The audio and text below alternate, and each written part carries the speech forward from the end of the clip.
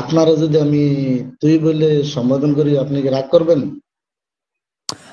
তুই বোধে সম্বোধন করলে রাগ করা, আপনি যে কোনোভাবেই সম্বোধন করতে পারেন। আমার আসলে তুই আপনি বা এতে কিছু যায় আসে না। তবে আম, সামাজিক যোগাযোগের মাধ্যমে আপনাকে অনেকে দেখছেন, আমাকে অনেকে দেখছেন। আপনার সাথে আমার ব্যক্তিগত যোগাযোগ নেই, পরিচয় নাই, সেক্ষেত্রে আপনি আমাকে কেন তুই করে বলবেন?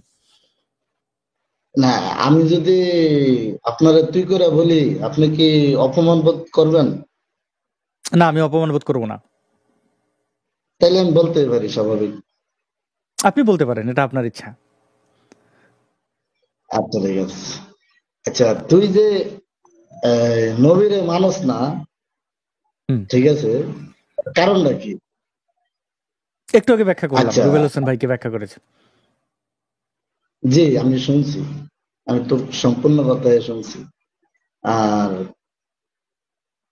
কি বলবো আমি, বলার ভাষা নাই।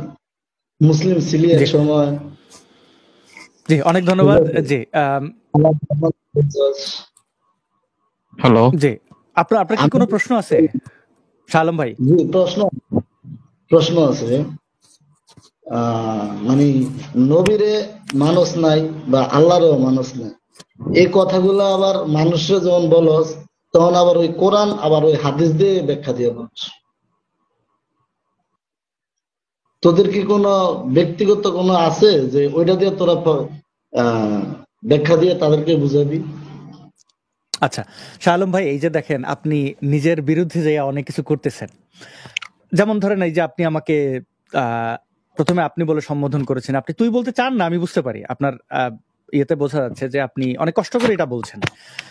শুধুমাত্র ধর্মে অবিশ্বাস, আপনার সাথে আমার ধর্মে বিশ্বাস মেলে না, এই এই কারণে আপনি আমাকে খারাপ ভাবছেন, বা আপনি আমাকে অপমান করতে পারলে মনে হচ্ছে একটু আপনার ভালো লাগে। এই যে দেখেন, এই যে একটা ধর্ম, শুধু একটা বিশ্বাসের কারণে, এই বিশ্বাসের পার্থক্যের কারণে, জি, এই যে বিশ্বাসের বুঝাইতে পার্থক্যের চাইছি কারণে, আমি। জি, জি, আমি আমি বুঝতে পারছি। এই বিশ্বাসের পার্থক্যের কারণে এই যে ধরেন আপনার মধ্যে এই যে পরিবর্তনটা, আপনি নিশ্চয়ই হয়তো বাংলাদেশেই থাকেন বা দেশে না থাকেন, আপনি আমার দেশের মানুষ, আমার ভাষার মানুষ। আপনার সাথে আমার আরো খুব ভালো সম্পর্কই হওয়া উচিত ছিল। শুধুমাত্র আমি ধর্ম বিশ্বাস করি না, এই কারণে আপনি আমাকে অপছন্দ করছেন। আবার ঠিক একই কারণে দেখেন, আপনার সাথে আমার পার্থক্যটা হচ্ছে যে আপনি আমাকে বলছেন তুই করে বলবেন, আমি বলছি বলেন না। আপনার আমার আমার কিন্তু আপনার প্রতি কোনো ঘৃণা নাই। আপনাকে কিন্তু আমি অপছন্দ করি না। এর কারণটা দেখেন, এই যে আপনি আমাকে যাই মনে করছেন, এটার ধর্ম আপনাকে এটা শিখাইছে। এখন ধর্মর বিষয়ে ব্যাখ্যা করতে গেলে তার যে বর্বরতার দিকগুলো আছে, সেগুলো বোঝানোর জন্যই আসলে আমাদের কোরআন হাদিস দিয়েই বলতে হয়। এখন আপনি বলবেন যে নাস্তিকদের কোনো